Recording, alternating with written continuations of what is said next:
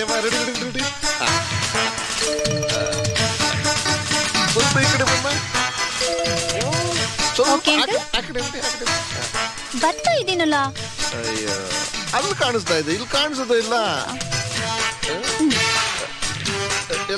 ಸ್ವಲ್ಪ ಈ ಕಡೆ. ಅಯ್ಯೋ ಕಾಣಿಸ್ತಾನೆ ಇಲ್ವಲ್ಲ.